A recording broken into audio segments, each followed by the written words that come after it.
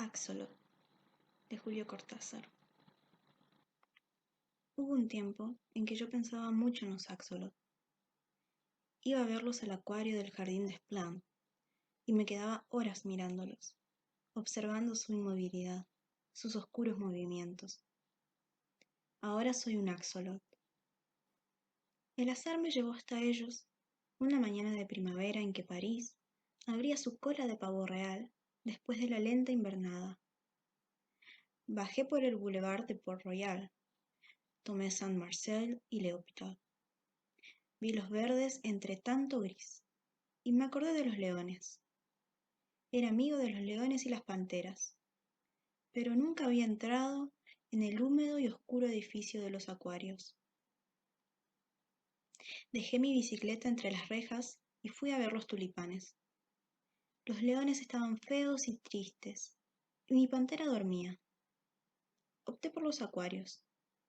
Soslayé peces vulgares, hasta dar inesperadamente con los axolot.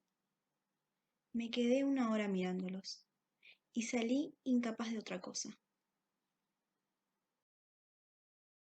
En la biblioteca de Sainte-Geneviève consulté un diccionario y supe que los axolot son formas larvales, provistas de branquias, de una especie de batracios del género Amblystoma. Que eran mexicanos lo sabía ya por ellos mismos, por sus pequeños rostros rosados aztecas y el cartel en lo alto del acuario. Leí que se han encontrado ejemplares en África capaces de vivir en tierra durante los periodos de sequía y que continúan su vida en el agua al llegar la estación de las lluvias. Encontré su nombre español, ajolote, la mención de que son comestibles y que su aceite se usaba, se diría que no se usa más, como el de hígado de bacalao. No quise consultar obras especializadas, pero volví al día siguiente al jardín de Plants. Comencé a ir todas las mañanas, a veces de mañana y de tarde.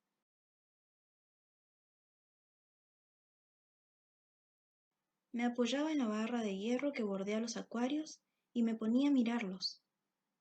No hay nada de extraño en esto, porque desde un primer momento comprendí que estábamos vinculados, que algo infinitamente perdido y distante seguía, sin embargo, uniéndonos.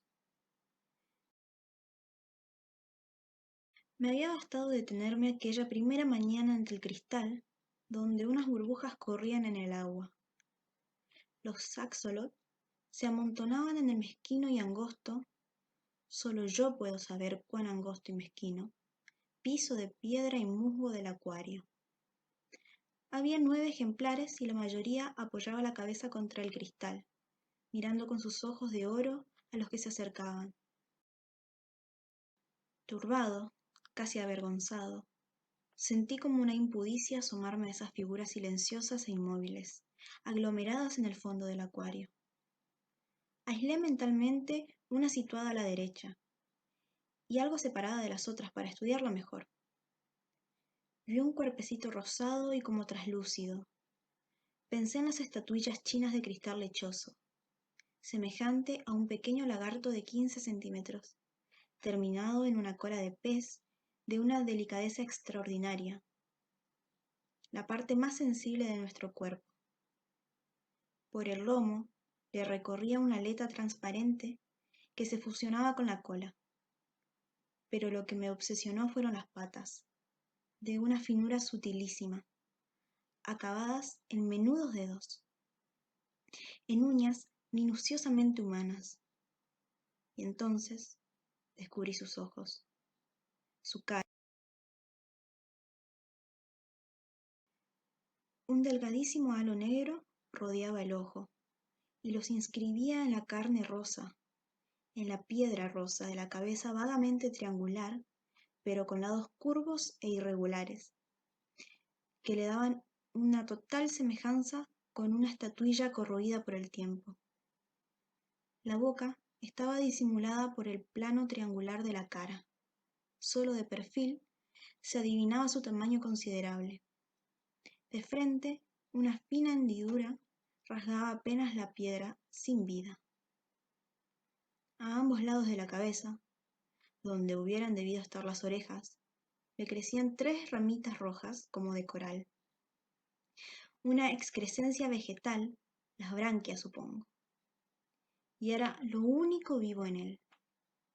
Cada 10 o 15 segundos, las ramitas se enderezaban rígidamente y volvían a bajarse. A veces una pata se movía apenas. Yo veía los diminutos dedos posándose con suavidad en el musgo. Es que no nos gusta movernos mucho, y el acuario es tan mezquino. Apenas avanzamos un poco, nos damos con la cola o la cabeza de otro de nosotros. Surgen dificultades, peleas, fatiga. El tiempo se siente menos si nos estamos quietos. Fue su quietud la que me hizo inclinarme fascinado la primera vez que vi a los Axolotl. Oscuramente me pareció comprender su voluntad secreta: abolir el espacio y el tiempo con una inmovilidad indiferente. Después supe mejor: la contracción de las branquias, el tanteo de las finas patas en las piedras, la repentina natación. Algunos de ellos nadan con la simple ondulación del cuerpo.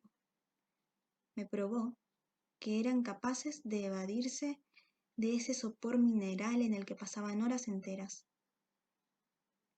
Sus ojos sobre todo me obsesionaban. Al lado de ellos, en los restantes acuarios, diversos peces me mostraban la simple estupidez de sus hermosos ojos semejantes a los nuestros. Los ojos de los Axolotl me decían de la presencia de una vida diferente, de otra manera de mirar. Pegando mi cara al vidrio, a veces el guardián tosía inquieto. Buscaba ver mejor los diminutos puntos áureos, esa entrada al mundo infinitamente lento y remoto de las criaturas rosadas. Era inútil golpear con el dedo en el cristal. Delante de sus caras no se advertía la menor reacción. Los ojos de oro seguían ardiendo con su dulce, terrible luz. Seguían mirándome desde una profundidad insondable que me daba vértigo. Y sin embargo estaban cerca. Lo supe antes de esto, antes de ser un Axolotl. Lo supe el día en que me acerqué a ellos por primera vez. Los rasgos antropomórficos de una mano revelan, al revés de lo que cree la mayoría, la distancia que va de ellos a nosotros.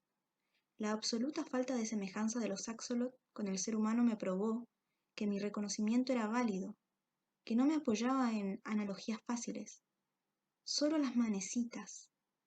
Pero una lagartija tiene también manos así, y en nada se nos parece. Yo creo que era la cabeza de los Axolotl, esa forma triangular rosada con los ojitos de oro. Eso miraba y sabía, eso reclamaba. No eran animales. Parecía fácil, casi obvio, caer en la mitología. Empecé viendo en los Axolotl una metamorfosis que no conseguía anular, una misteriosa humanidad. Los imaginé conscientes, esclavos de su cuerpo, infinitamente condenados a un silencio abisal, y una reflexión desesperada, su mirada ciega, el diminuto disco de oro inexpresivo y sin embargo terriblemente lúcido, me penetraba como un mensaje: sálvanos, sálvanos. Me sorprendía musitando palabras de consuelo, transmitiendo pueriles esperanzas. Ellos seguían mirándome inmóviles. De pronto, las ramillas rosadas de las branquias se enderezaban. En ese instante yo sentía como un dolor sordo. Tal vez me veían, captaban mi esfuerzo por penetrar en lo impenetrable de sus vidas. No eran seres humanos, pero en ningún animal había encontrado una relación tan profunda conmigo. Los Axolotl eran como testigos de algo, y a veces como horribles jueces. Me sentía innoble frente a ellos. Había una pureza tan espantosa en esos ojos transparentes. Eran larvas, pero larva quiere decir máscara y también fantasma. Detrás de esas caras aztecas inexpresivas y sin embargo de una crueldad implacable. ¿Qué imagen esperaba a su hora? Les temía. Creo que de no haber sentido la proximidad de otros visitantes y del guardián, no me hubiese atrevido a quedarme solo con ellos. Usted se lo come con los ojos, me decía riendo el guardián, que debía suponerme un poco desequilibrado. No se daba cuenta de que eran ellos los que me devoraban lentamente por los ojos en un canibalismo de oro. Lejos del acuario no hacía más que pensar en ellos. Era como si me influyeran a distancia. Llegué a ir todos los días, y de noche los imaginaba inmóviles en la oscuridad, adelantando lentamente una mano que de pronto encontraba la de otro.